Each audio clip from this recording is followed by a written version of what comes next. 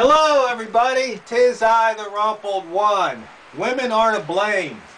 Oh, I know that probably is going to ruffle a few feathers, but let me explain what I'm talking about. Last night, I went to the library and there was an author there. Happens to live a couple towns south of me, and she wrote a book called Food Literacy. And she gave a little PowerPoint presentation about her book. And I sat there and I watched, and one of the main reasons I went to it was because if you've been watching my videos, you know in the past couple weeks I read the book called Food Rules. So before she did her presentation, I asked if she had read that book, and she goes, oh yes. In fact, she's met the author and was even on a radio show with him. And she really liked him. So I sat there in the front row so I could see everything and watched her presentation. And she started out with a slide, you know, of a woman back in the 1800s in her kitchen making food, preparing food. Picture of the woman out in the garden. Picture of the woman milking the cow and churning butter. A picture of the woman, you know, with the chicken that she's going to butcher for the chicken dinner. And then she, you know, went through more slides and talked about, you know, the agricultural revolution, how we got these big farms and how we had industrialization and how we had started to have meat packing plants and how they were shipping meat and how people didn't want to eat meat that had been shipped and how they had to, how the market had to convince people that this meat was okay, and they did things like lower the prices, you know, below cost, so the people would buy the meat.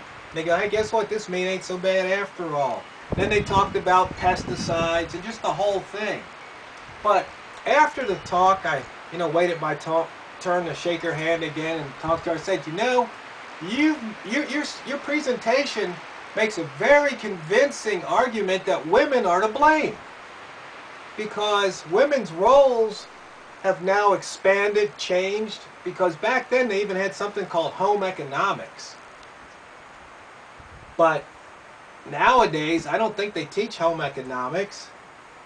And unless you're out living in a rural area, probably, you know, some city girl's not going to be in the kitchen learning how to, you know, butcher a chicken or churn butter. So these skills are left up to the companies. These products are left up to companies to provide. And of course you say, well, it's not just women's fault. I go, I know, I was saying that tongue in cheek, but then again, as always, it gets back to personal responsibility, personal choice. You know, do you want to choose to eat bad food? Because she said back then, it was the woman's responsibility to know where the food came from and to know all about the food, what was in it, what it was about, how it was grown, how it was raised. I mean, almost everything on the table, she could tell you where it came from and maybe a story behind it. Oh yeah, I traded so-and-so for these strawberries. Or, you know what, we did some work. We did some logging over at so-and-so's place and he gave us a half a side of beef or something. So they knew what they were eating. But through the years, it got to be, you know, people say, I don't know and I don't want to know. So once again, I say women are to blame. Now, I'm not doing that to put women down. I'm saying that because if the woman doesn't take the role to take care of the family, who takes care of the family? Because normally, usually, the men are out working. The men are out doing some kind of labor. Now, of course, if you just have a homestead and you don't engage in commerce for the most part, you tend to your own crops and your own animals, and you basically just live off the land, and you live a very simple life, but maybe a very healthy life. But then you wouldn't really have many of the accoutrements that people get caught up in. Probably you wouldn't be watching me on YouTube because maybe you couldn't afford the internet or a computer or a cell phone. So the question is, progress at what cost? I mean, I even think in a video I made a couple of years ago, I say this tongue in cheek, but there's some truth to it that supermarkets are the reason of the collapse of Western civilization. Because if you think about it, there's so many things that go on in a supermarket, in that business, that you can point to almost every one of them as some type of evil to society. I mean, we've got this food, as in the food rules book, they talk about the edible food substances. You know, it's not really food, it's just something that's edible that looks like food. It's some substance that you probably can't pronounce the names of half the ingredients.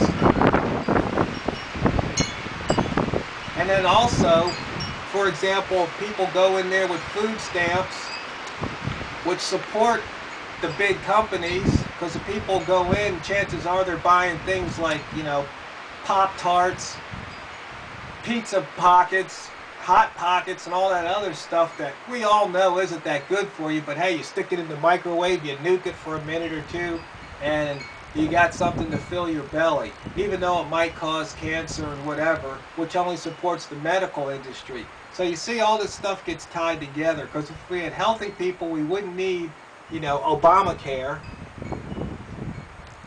and the thing could just unravel.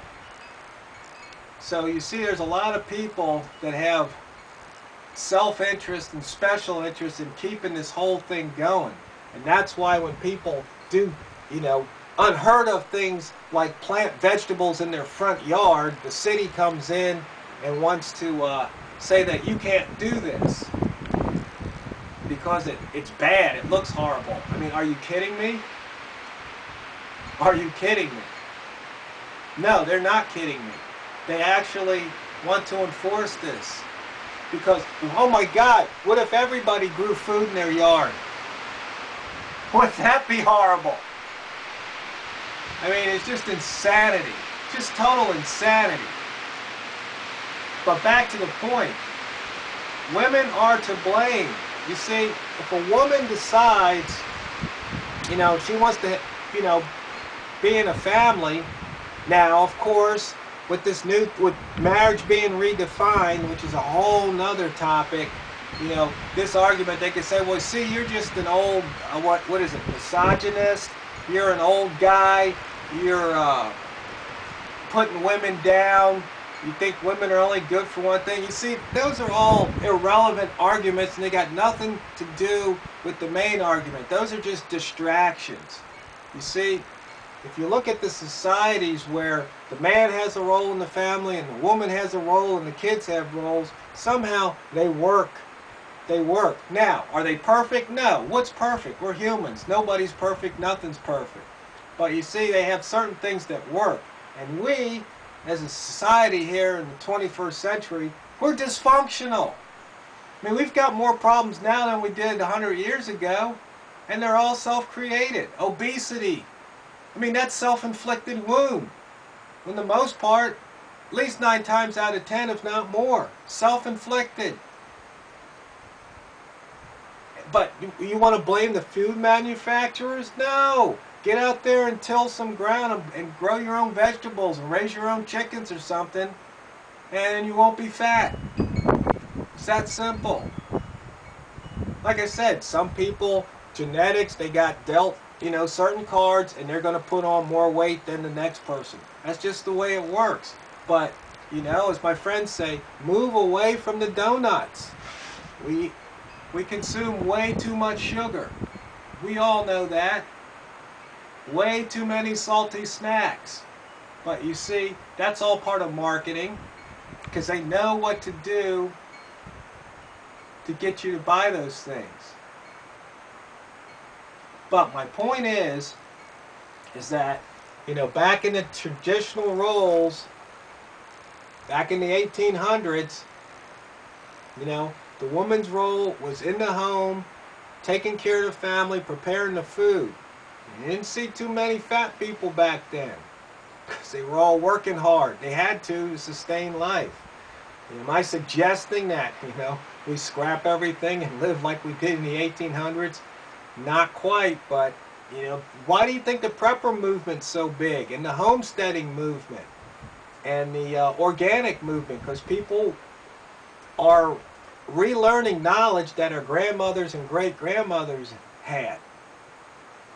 See, somehow that knowledge didn't get passed down because that traditional mother-daughter role just kind of went by the wayside, probably somewhere in the 60s, 50s, actually, yeah, somewhere in the 60s and 70s, that just kind of went off to the side.